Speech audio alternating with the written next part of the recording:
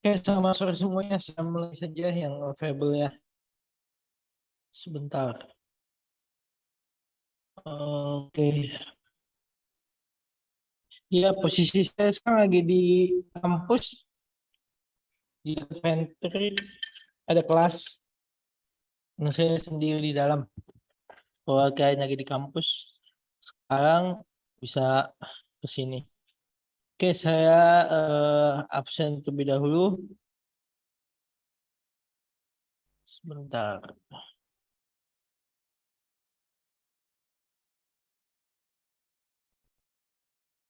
Oke.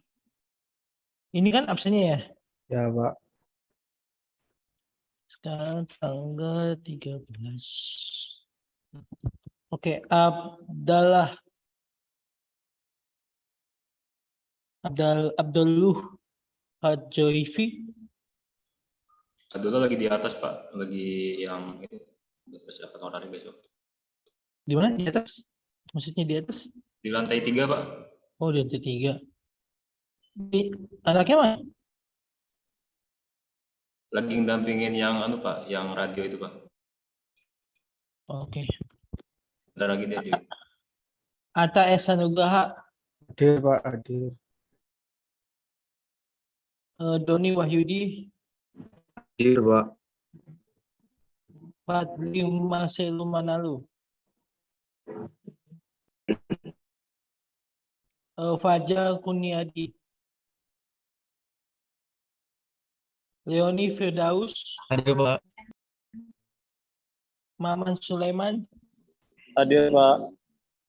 Raka Fadila Alfarizi, Reja, Kedua. Ridwan Prasetya,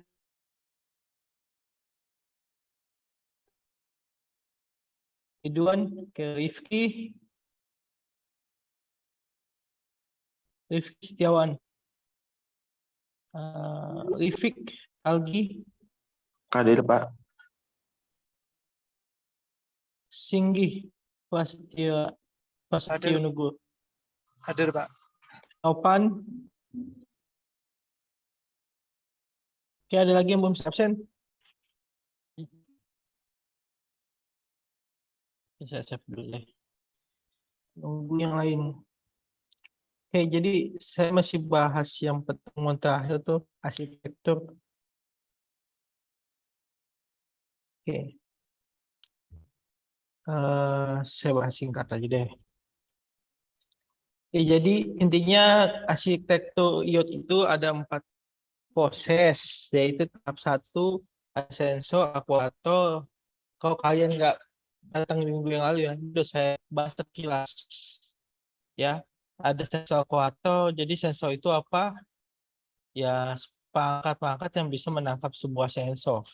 Either itu sensor temperatur, sensor cahaya, sensor panas, apapun itu, sensor gerak, bunyi. Nah, apapun itu yang berbasis sensor. Kemudian eh, diubah ke dalam sebuah data. Itu tahap 2, makanya ada dibilang sistem akuisisi data atau bahasa Inggrisnya di data acquisition system. Nah, ke data diubah di dalam sebuah data, maksudnya itu yaitu ada aplikasi di dalamnya ya. Nah, habis itu ada aplikasi di dalamnya, tahap 3, dilakukan analisis terhadap data. Ya. Data apa ya? Data dari sensor tadi. Nah, analisis apa? Terhadap output yang kita inginkan. Nah, yang keempat adalah disebut cloud analytics. Nah, jadi basisnya IoT itu mostly semua IoT pasti terhubung ke internet dan semua perangkat IoT pasti menggunakan cloud mostly. Makanya ada, kalau kalian pernah dengar nih, eh, misalnya Google IoT. Nah, ini. Nah, ini kalau kita buka. Nih. Nah, ini kenapa dia butuh friend partner? Jadi IoT ini lingkupnya luas dan bergantung pada sebuah aplikasi dan device. Nah, makanya dia itu tergantung kita mau pakai partnernya si ini yang mana gitu. Jadi ini ada sistem di dalamnya. Jadi kalau misalnya kita pakai misalnya ini secret object, dia punya aplikasi kan. Aplikasi dia ada macam-macam lah. Nah, nanti itu dipasang di dalam Google Cloud numpang. Jadi ekosistemnya semua, servernya semua di sana di dalam Google Cloud gitu. Ya. Terus lanjut lagi ya. Jadi provider cloud yang sekarang lagi booming itu kan ada 3. Kalau kalian pernah dengar, Google, AWS, sama Microsoft Azure. Even di selain itu ada banyak provider sebenarnya yang kalian nggak tahu.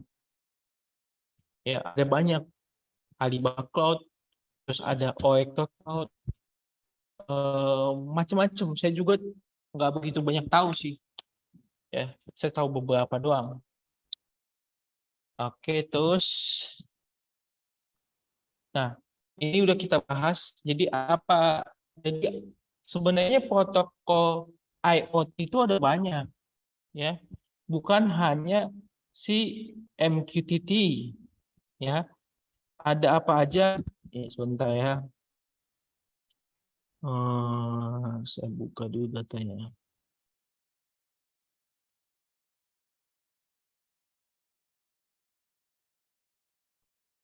Sebelumnya share screen-nya kelihatan kan ya? Kelihatan kan? Nah, sebentar ya.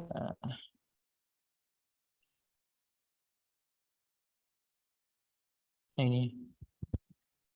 Nah, ini ada banyak deh. Nah, ini fotonya nih. Nah, ada protokol MQP, ada protokol SMTP, ada protokol COP, ya, sampai protokol nanti komunikasi atau wireless atau apa sih itu HART dan NFC. Tapi yang akan kita bahas sekarang itu yang ini yang paling sering dipakai. Misalnya Telemetry Transport, QTT, Telemetry Transport. Jadi dia basic semua protokol yang di sini, yang ada di sini itu protokolnya nggak ada ibaratnya mempunyai apa namanya kayak checksum yang panjang gitu, protokol yang panjang. Mostly dia dikirim misalnya sender, terus ya si pengirim dan si receiver itu oke saya mengirim, terus habis itu oh ya saya sudah terima, udah titik gitu. Nggak ada proses misalnya sender mengirim, terus habis itu di receiver si penerima itu bakal cek headernya berapa, depannya berapa, terus berapa besar datanya, ada proses checksum, nggak ada kayak gitu-gitu. Nah, protokol-protokol inilah maksudnya seperti itu. Ya, nanti ada minggu depan bahas juga nih tentang Zigbee nanti. Oke, nanti aja. Nah, terus ya lagi deh selanjutnya. Nah, itu inilah cakupan-cakupan yang dibuat di dalam sebuah protokol MQTT. Nanti setelah ini ada praktek ya berupa YouTube, nanti kalian bisa lihat sendiri maksud dari MQTT itu apa, jadi langsung tahu ya.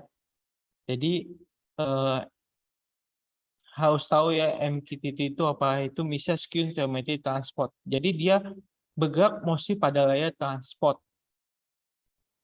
Oke. Nah, terus ini yang saya coba putar YouTube. Kalau kalian ibaratnya kalau penjelasan saya kurang baik, mungkin di YouTube ini kalian akan lebih mengerti. Tapi coba sih. Oh iya, sebentar nanti saya absen yang terlambat. Sebentar dulu ya, saya daripada nanti saya buka terus nanti aja terakhir. Oke, sebentar saya Stop dulu screen, terus habis itu saya share lagi tapi dengan audio session. Nah, oke, udah kelihatan? Kelihatan, Pak. Nah, oke. Apa itu MQTT? Siap, udah kedengeran ya suaranya? Dengar, Pak. Nomor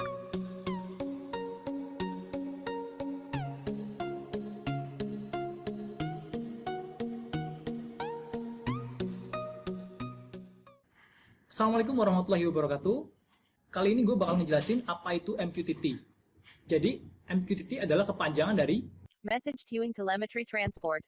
kalau kata Mbak Google, Protokol konektivitas mesin-to-mesin atau Internet of Things yang berbasis open source dengan standar terbuka yang dirancang untuk perangkat terbatas dan bandwidth rendah dengan latensi tinggi atau berjalan pada jaringan yang tidak dapat diandalkan. oke, gue nggak akan panjang. Tadi yang berjalan pada jaringan yang tidak dapat diandalkan. Nah, itu yang saya tadi maksud. Jadi antasi mereka di sini ada istilah 3, yaitu apa? Biasanya dia ada 3 ya, publisher, broker, sama satu lagi subscriber. Ya. Jadi antara data itu ngirim bolak-balik, artinya 2 arah. Ya. Nah, tapi itu dia nggak ada proses checksum dan lain-lain. Jadi makanya di sini tidak dapat diandalkan. Definisi tidak dapat diandalkan itu karena nggak ada proses. Jadi data keaslian data itu nggak ada proses pengecekan. Jadi ya udah, oke, data selesai. Udah gue udah terima, ya udah selesai. Gitu doang. Bandwidth rendah dengan latensi tinggi atau berjalan pada jaringan yang tidak dapat diandalkan. Oke, gue nggak akan panjang lebar ya buat ngejelasin MQTT karena gue bukan dosen ya. Jadi gue bakal ngejelasin MQTT secara praktek saja.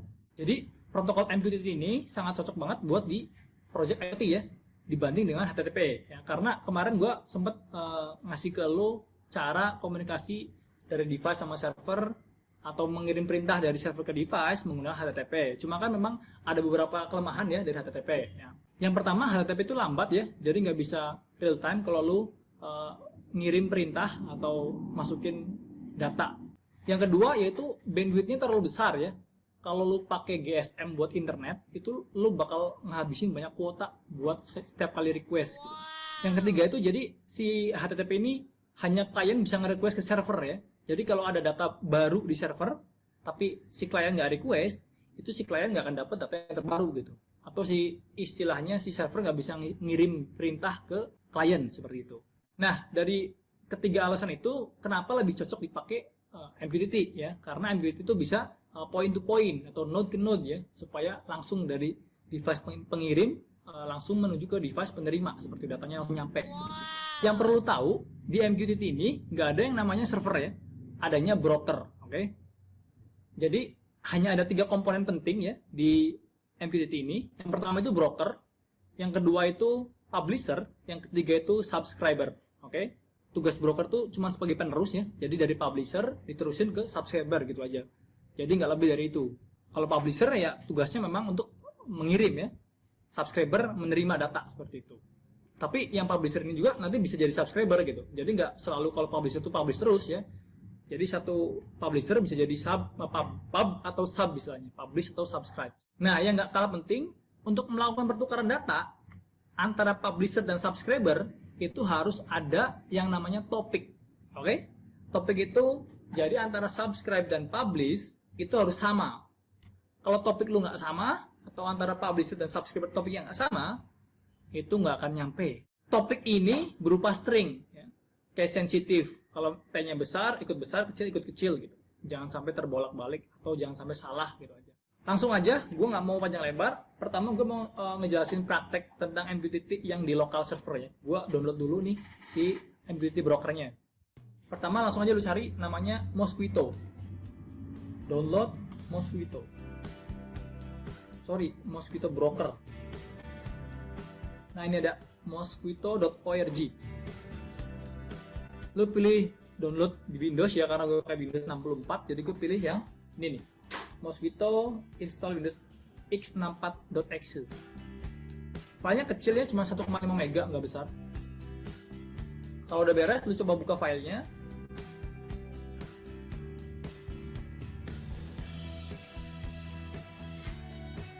Lu tinggal next aja. Terus lu masuk ke folder mana yang lu akan taruh ini si Mosquito-nya ini ya. Lu bikin folder di sini namanya ada D, ada MQTT di sini. Nah, taruh di D MQTT. Lu buka foldernya. Nah, ini ada Mosquito. Broker, yang kedua publisher, yang ketiga subscriber.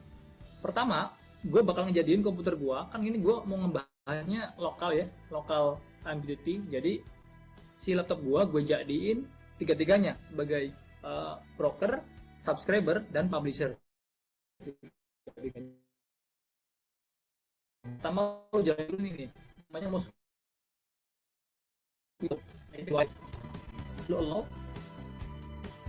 Jadi cuman running aja ya si Mosquito-nya, cuman gini doang, hitam gini doang, kayak apa sih, CMD ya, tapi bukan CMD, ini gini doang udah running si broker ya. Minimize aja. Selanjutnya gue buka subscriber dulu, namanya Mosquito_sub. Lo bisa buka command prompt di sini, terminal. Gue tinggal klik kanan doang. Kalau lo nggak punya terminal gini, lo bisa ke CMD ya. Terus buka folder yang ini, D, CD, MQTT. Nah, gue udah di dalamnya, CD, Mosquito. Nah, ini gue udah di dalamnya. Dia udah ada kan? Jadi di sini ada file namanya mosquito_sub.exe. Caranya ketik mosquito_sub.exe, oke. Terus lo spasi kasih strip H. Itu artinya hostnya. Hostnya di IP berapa? Strip H, karena gue pakai laptop sendiri, jadi gue pakai IP lokal ya, 127.0.1, oke, kurang 1, 127.0.1. Kemudian lu spasi lagi, ada namanya, tadi gue bilang, topik, oke, topiknya apa? Karena ini subscriber, jadi cuman ngeliat topiknya aja. Gue strip T untuk topik, oke. Topiknya itu tes ya, topiknya gini. Gue enter nih. Jadi ini otomatis kalau kayak gini dia pakai default port yaitu 1883 portnya. Enter. Nah, dia di sini bakal nunggu. Oke, bakal nunggu. Nunggu ada data yang masuk dari publisher dengan topik tes. Selanjutnya gue buka di sini terminal lagi. Gue buka terminal lagi dengan ngetik Mosquito_publisher ya. .exe strip H, maksudnya sama 27.0.1, oke. Terus topiknya apa? Samain ya. Kalau topiknya nggak sama nanti nggak masuk, oke. Topiknya itu tes, oke. Selanjutnya karena ini publisher, jadi butuh message yang mau disampaikan. Jadi strip M kecil, oke. Lu bisa pakai kutip 2 kalau misalkan lebih dari satu paragraf ya. Halo Tito, oke. Kurung kutip lagi, gue enter, dia bakal masuk ke sini. Nah, itu. Jadi dari publisher ngirim dulu ke broker itu yang ini ya, lokal komputer gua, lalu diterima sama subscriber di satu PC yang sama. Kita tes lagi. Hello world. Oke, masuk lagi. Sekarang gue ganti topiknya. Jadi tes kasih S itu nggak akan masuk. Oke. Gampang kan? Oke. Sekarang kita coba pakai broker yang online. Jadi kalau pakai broker online ini nggak perlu dipakai si Mosquito, lu close aja. Si Mosquito brokernya lu close aja, matiin. Jadi lu pakai cuman yang pub sama sub aja. Oke. Ini Ctrl C dulu. Oh sorry, yang ini Ctrl C.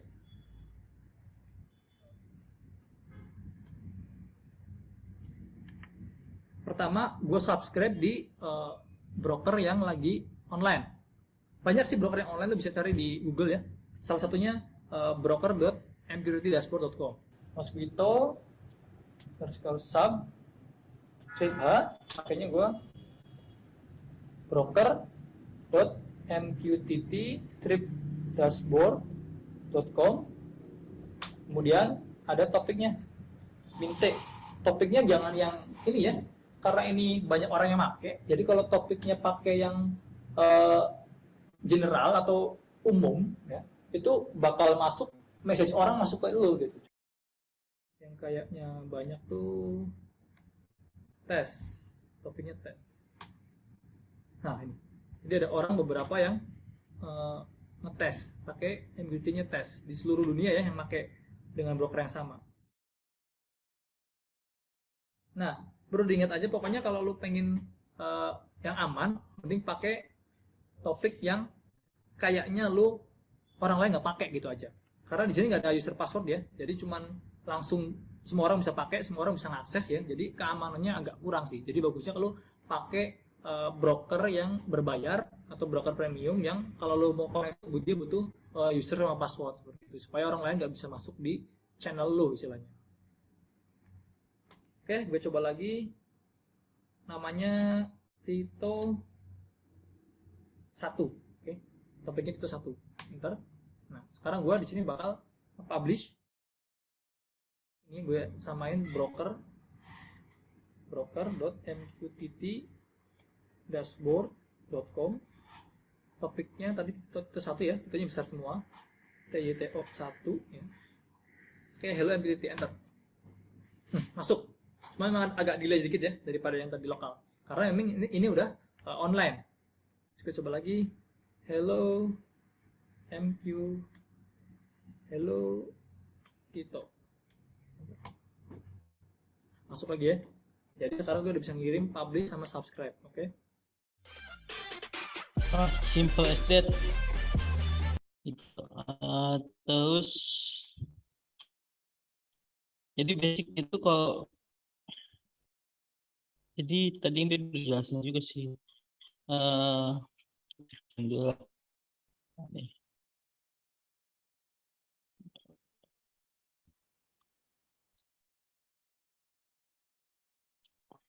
Ini. Nah, jadi tadi kan ada publisher, ada broker, ada subscriber. Ini subscriber atau MQTT klien nih yang sebenarnya udah saya bahas di minggu lalu juga. Saya nggak bahas detail. Nah, jadi ini saya balik nggak mesti dari ibaratnya si subscribe nggak bisa kirim apa-apa ke publisher bisa. Jadi nggak mesti harus satu arah ya. Jadi bisa subscriber bisa ngirim juga ke publisher. Hanya cuma mengidentifikasi dia publisher dan dia subscriber. Tapi biasanya dua-duanya pun bisa. Makanya ini muncullah yang ini bisa dua arah. Yang dia bisa ngirim juga, yang ini juga bisa ngirim. Gitu. Nah, namun di sini meskipun dia tadi tidak ada checksum dan lain-lain, dia tetap memperhatikan tingkat quality of service-nya atau disebut dengan QoS. Itu ada 3 tipe, yaitu QoS kosong. Kosong apa? QoS kosong itu dia langsung direct kirim tanpa ada konfirmasi. Tadi dia ngirim aja. Nah, ini ada yang ini contoh QoS, contohnya yang di video tadi. Itu QoS 0, nggak ada sama sekali. Nggak ada konfirmasi. Bisa konfirmasi itu apakah sudah dikirim. Jika Anda sudah melihat, tekan yes, tekan Y. Nah, itu kan konfirmasi. Itu masuk ke dalam yang si nomor 2. Nomor 1, QoS 1. Nah, kemudian ketika ada checksum dan kawan-kawan, nah itu masuk dalam QoS 2. Nah, yang terakhir. Oke. Nah, selanjutnya saya mau bahas sedikit bahasa pemrograman Python.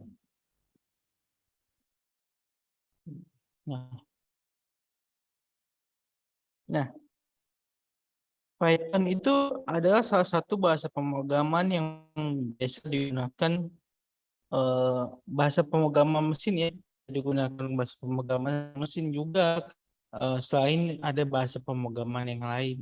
Nah, untuk IoT ini yang biasa digunakan itu bahasa pemrograman, either itu C++, bahasa C, mungkin yang kalian pakai kemarin sama Pak Andi itu C, karena Arduino itu biasanya ke C, nah, terus Raspberry juga bisa pakai bahasa C, tapi saya mau perkenalkan bahasa Python. Saya nggak tahu apakah yang pernah dengar atau tidak, tapi saya akan bahas secara singkat. Ya. Jadi bahasa pemrograman Python itu apa? Itu bahasa pemrograman tingkat tinggi ya, termasuk tingkat tinggi. Kenapa? Karena dia bisa dimengerti oleh manusia, bisa dimengerti oleh kita. Ya, siapa pembuatnya? Si Guido van Ramsub ini. Nah, kalau ini saya zoom,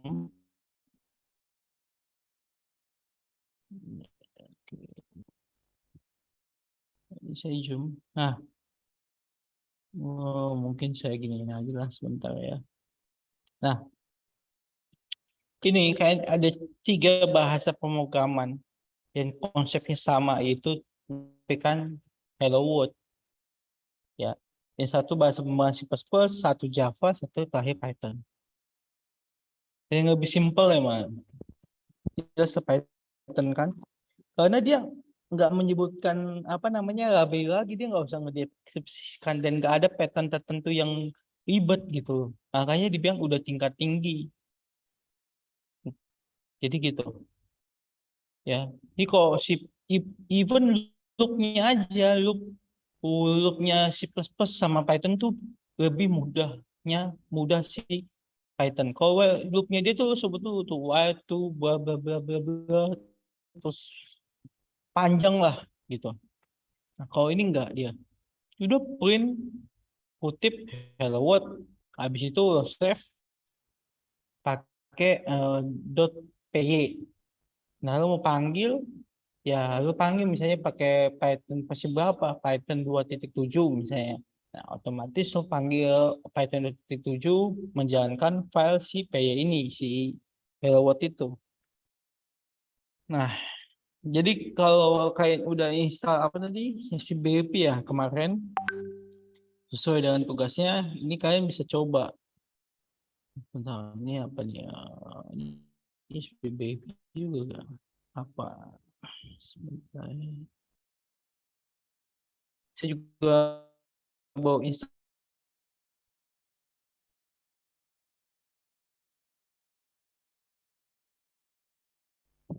Screen saya kelihatan kan? Oh, ini bukan. Kayak ini Windows saya deh. Iya benar Windows. Wait. Sebentar ya. Skip page show. Wait. Nah, ini Windows saya.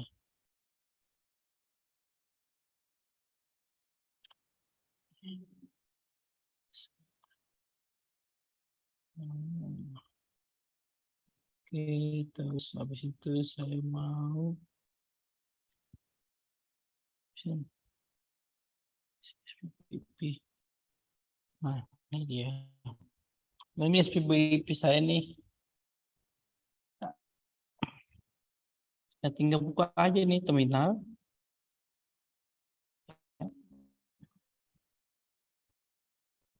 Nah, dia basisnya kan Debian. Jadi komennya hampir sama kayak komen-komen di Ubuntu. Gitu. Hampir sama. Ya. Ini saya yang terbaru, kalau kalian makanya 2022 di bulan 6 dia basisnya. Terus seperti biasa ya, kalau kalian mau install, di update dulu repositorinya. Nah, ini wait. Ini gimana saya hubung ke internet? Oh, udah NAT kok ini. Sebentar. Harusnya dia bisa. Nah, bisa tuh dia connect ke internetnya. Karena udah NAT.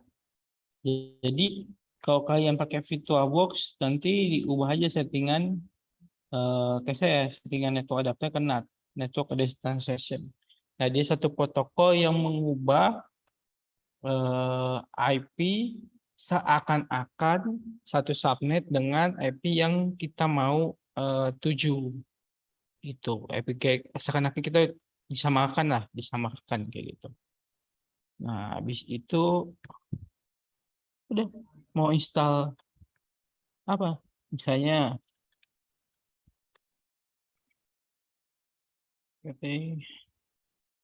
install Python versi berapa ya sekarang ya? Sebentar.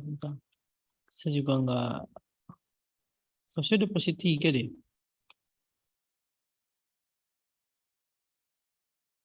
Bener nggak tulisan Python? Sebentar ya.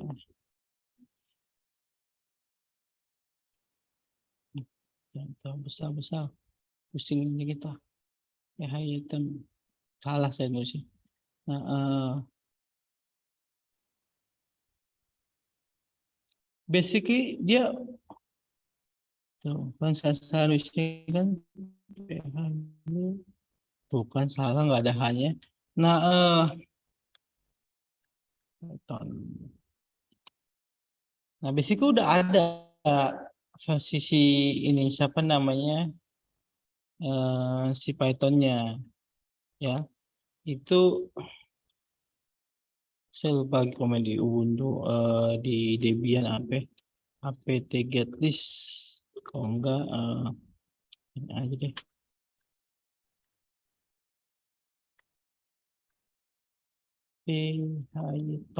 Python. Oh, berarti dia harus pakai komen si apt. Tapi dia basicnya ada si Python version ya. Nah, version berapa basicnya udah ada. Hanya kita bisa install. Nah, kita bisa 392. Oh. Baru. Nah, terus ini dia basicnya ini, tapi kita bisa install di atas version ini sebenarnya. Ya, misalnya kita mau install, misalnya ini nggak bisa package-nya. Python. Bisa nggak di bawahnya ya?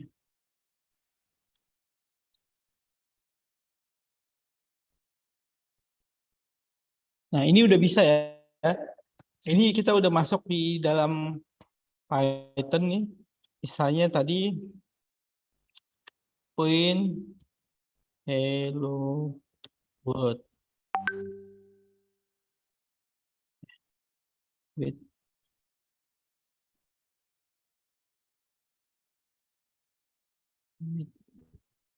Hello world.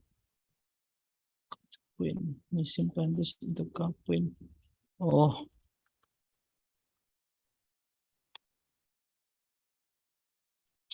harus pakai begini formatnya.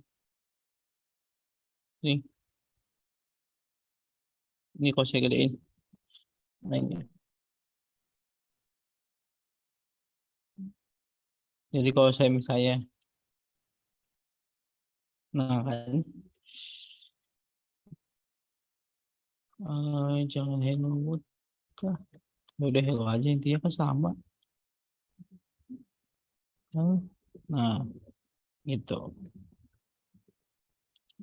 Nah, oke.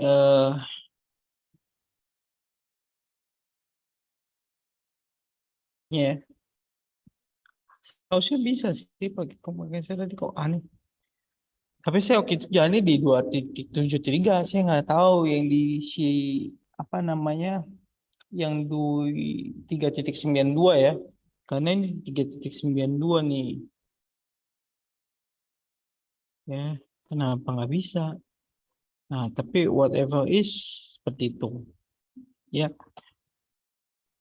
Nah, jadi ini contohnya, kalian bisa coba juga. Kalian udah install kan, SPBIP bisa install. Nah, terus untuk Python ini layaknya semua bahasa pemrograman itu kita harus import modul-modulnya dan function-functionnya. Ya, jadi sebelum kita mengeksekusi katakanlah eh, Python ini juga bisa dibuat pakai game. Namanya Python game modulnya. Nah, eh, itu bisa tinggal diinstal ya, tapi di pertemuan ini saya nggak mengajarkan. Di minggu semester yang lalu saya udah ajarkan itu gimana buat game pakai Python. Nah, ini kalau kalian mau lakukan, bisa lakukan juga sekarang ya. Jadi kalian buat file namanya helloworld.py ya, kemudian nanti kalian simpan ya, tapi jangan lupa put extensionnya itu .py. Nah, saat kalian mau menjalankan script yang udah kalian buat, kalian cukup panggil si Python-nya, comment Python, terus nama file kalian yang udah kalian save tadi. Jadi sebelum mau ini kan pastikan juga kalian udah di directory tempat file kalian berada, gitu. Jadi bisa jalan. Oke. Nah, ini ada sebuah website sih bagus sih kalau buat awal-awal. Nah, Python ini biasa digunakan untuk IoT juga ya. Kalau kemarin kan di Arduino kalian pasti pakai bahasa C. Nggak mungkin nggak bisa dia Python. Si Arduino. Terus dibuka ya. Nah, ini bagus nih maksudnya. Nah, menurut saya sih jelas ya. Nih, untuk awal-awal lah. Kalian bisa jadikan itu sebenarnya pembelajaran ya, website ini yang udah saya mainin termasuk YouTube ini. Nah, itu kita udah bahas tadi apa itu MQTT. Jadi summary-nya saya rangkum. MQTT itu adalah Mail Queue, Message Queue Telemetry Transport. Ya, jadi dia sebuah protokol di dalam IoT ya, yang basicnya dia metode transportnya itu direct ya, direct dan tidak dapat diandalkan. Nah, terus dia terdiri dari 4 komponen. Tadi ada sensor, terus ada acquisition data, yang ketiga itu ada data analisa, yang terakhir ada code analytic ya, itu. Dan MQTT juga dia terdiri dari 3 komponen. Apa itu? Yaitu ada 3 komponen, yaitu satu publisher, satu broker, satu subscriber. Nah, broker ini fungsinya itu mentransferkan message atau mentransferkan data terhadap publisher maupun subscriber. Nah, untuk berkomunikasi harus menggunakan satu topik yang sama. Itu. Nah, kemudian kita udah belajar Python. Nah, Python itu bahasa pemrograman tingkat tinggi. Ya, yang kalian bisa coba sendiri di rumah. Di website ini saya coba saya share screen deh materinya. Sebentar. Oke, saya share. Ini belum.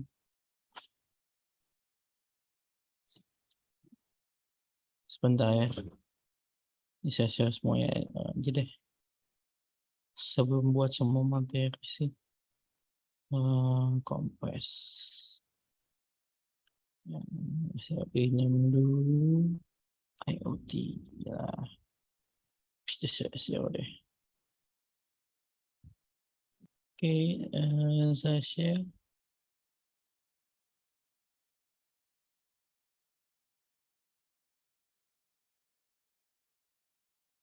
Terus ini.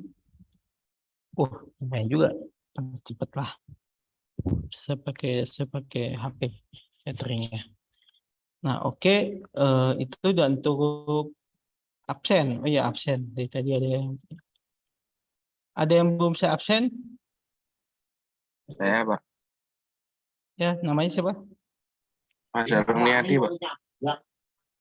Oke. Fajar. Ada lagi? Saya Pak, Ya, siapa?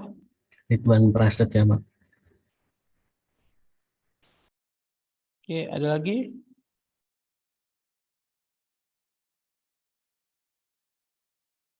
Oke.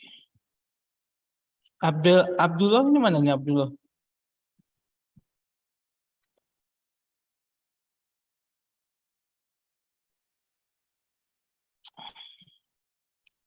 Oke, kalau nggak ada lagi saya tutup ya.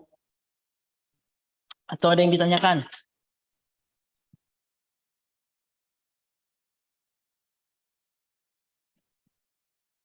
Oke, saya rasa nggak ada yang bertanya ya. Ya. Oke, berarti sampai ketemu di minggu depan. Ya, untuk sekarang nggak ada tugas, tapi kalau mau coba bisa lakukan. Ini kita seakan-akan cepat karena sebenarnya ada praktek yang tadi saya bilang buat file ini, tapi saya nggak mungkin nungguin karena wasting time juga. Lebih baik kalian coba, bagi yang mau coba-coba, yang nggak coba ya nanti balik ke individu masing-masing. Kalian coba, nanti kalau ada yang ditanyakan bisa langsung WhatsApp saya. Jadi itu aja. Oke, terima kasih banyak teman-teman dan rekan-rekan semuanya. Saya sudahi dulu pertemuan kita minggu ini. Ya, belum bisa join saya dan perjalanan pulang. Oke. Iya, Pak. Tadi ngabarin ke saya, Pak. Oke. Mana dia? Ininya. Rifki Setiawan. Oke. Mungkin nanti biar untuk materi bisa relive di YouTube. Oke.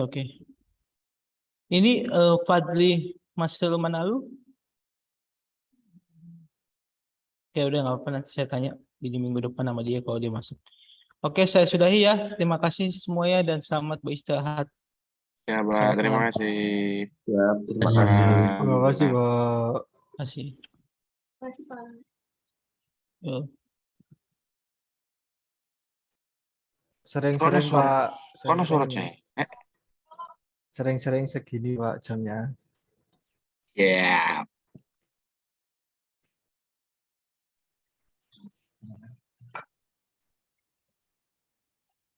Waduh. Bos Ridwan meletre. Ya, Aku ketularan doi. Yeay. pipi gue pas ditapuk. Oh Jar.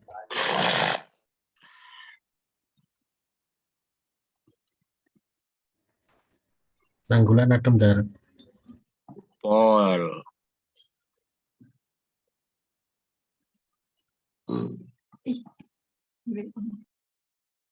Ayo lanjut madang sih yo.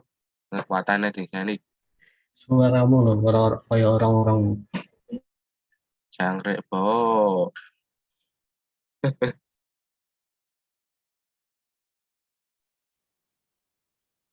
Padahal ini panjang. Oh, ini si Salsa. Oh, Bukan. oh si Rifki. Gimana, Rif? Jadi trans gitu, Rif?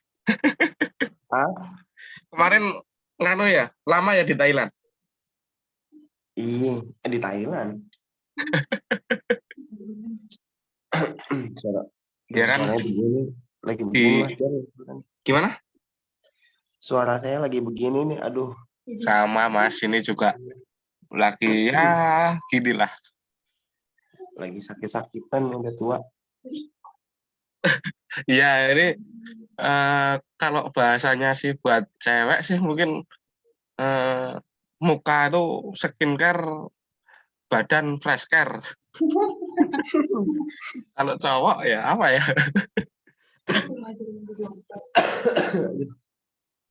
Waduh, lagi sakit ditemenin si kesayangan. Waduh, mantap. Mas Jar, Woi, nih apa? Sekarang gua jadi NOC Mas Jar. mantap. Udah lama Wak, di Indonesia? Hah? Udah lama. Baru 2 bulan. Kerjanya asik banget Mas Jar. Tidur doang. Gimana? Kerjanya asik, tidur doang. Ya, itu doang. Tapi kalau ada apa-apa, nggak lihat waktu. Enggak, kerjanya tidur doang Mas Jar. Kok bisa? Kalau Remote di tempatku sih dia NOC. NOC itu ada kerjaan dia yang pegang server, manajemen bandwidth dan manage IP, terus lumayan. Itu jam kerjanya biasa, jam pagi sampai sore gitu. Terus kalau weekend ada gangguan atau apa, ada masalah ini, siap dihubungi juga, harus cepat respon juga gitu loh. itu mah udah kayak ini ya, udah kayak engineer standby gitu. Iya, tapi dia standby-nya di kantornya jam kantor, Mas. Iya, Jadi hari dikirain Mas sip kan Mas. oh itu beda. Oh iya. Mas Fadli, Marcelo. Bang Fadli. Ya Mas, gimana? Ini udah selesai tadi, dirimu dicariin, coba nanti kontak di grup WA ya. Oh, oke Mas, sorry Mas, coba banjir barusan. Oh ya. Nanti kabarin di grup sama Pak Marwan ya. Di grup mana tadi namanya? Grup IoT udah gabung toh? Oh, di Telegram ya? WA. Oke. Ya. Thank you Mas, thank you. Yuk. Ini lagi libur apa Mas Rifki? Iya, libur nih Mas. Berapa hari? Udah sakit atau gimana? Enggak, libur. Tadi pulang pagi, terus hari ini libur, besok masuk pagi. Mantap. Safe, aduh. Itu kalau malam sendirian di kantor tuh. Iya. Horor Iya nggak, Mas? sih. Horor Mas. Tapi Tadinya sih sendiri tadinya. ya, Cuman sekarang udah ada temen sih berdua. jangan bilang salah lo ya. Santet dah lo. Bukan, ada tim lain. Oh. Jadi kalau shift malam nih di situ, ini Mas Jar, datang jam 10, jam 12 tidur sampai pagi. Itu di tempatmu itu monitoringnya apa nih? Monitoring semua perangkat kan? Enggak semuanya Mas Jar. Kan ini kan VSAT ya. Gimana? Ini kan monitoring VSAT ya. Satelit. Nah, kalau yang di tempat gua sekarang ini, jadi dia ada yang remote BRI, ada yang non BRI gitu, Mas. Nah, gue megangnya yang non BRI, yang Bank Syariah kayak gitu-gitu. Jadi Syariah jarang maintain, maksudnya gangguannya di jam segitu ya, maksudnya di atas jam 12-an gitu. Jarang ada request kalau di situ. Cuman kalau yang BRI, remote BRI, itu mah kagak bisa istirahat, Mas. Oh, tapi itu kalau jam kerja gitu juga rame. Yang punya BRI itu kalau jam kerja biasa pagi sampai sore itu juga rame. Oh, rame Mas. Mantap. NOC-nya sih satu doang. Mantap sih, mantap. Itu udah berapa? Mau setengah tahun dirimu ya di situ? 2 bulan. Enggak di situnya, maksudnya kerja di tempat situ? Iya, 2 bulan. Nah, itu yang dulu katanya lu ada RT RW itu udah dikukutin. RT RW? Iya, kata si Bedul atau siapa tuh kemarin. Dulu. Dulu. RT RW mah kagak jadi ini Mas, kagak kagak jadi apa namanya, tujuan utama sih, itu mah sampingan doang. Iya, maksudnya masih jalan. Masih alhamdulillah. Alhamdulillah Mas. Ada pasif income. Iya, masih income. Mantap sih. Besok tak belajar lah sama dirimu ya. Bangun remote.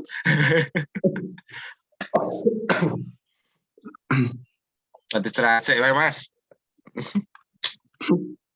Nanti nyimak absen terus istirahat. Nah, kemarin hari Senin aku juga wah baru pusing-pusingnya itu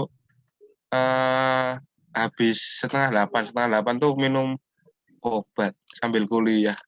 Tahu-tahu udah tidur di depan komputer bangun-bangun jam 10 udah close.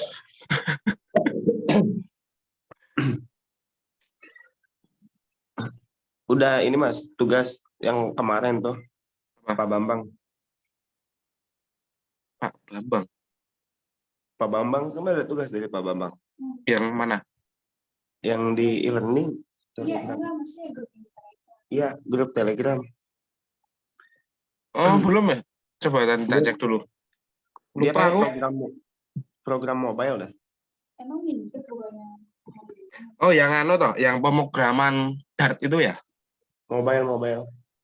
Enggak, yang bahasa pemrograman Dart itu ya? Iya, yang dat.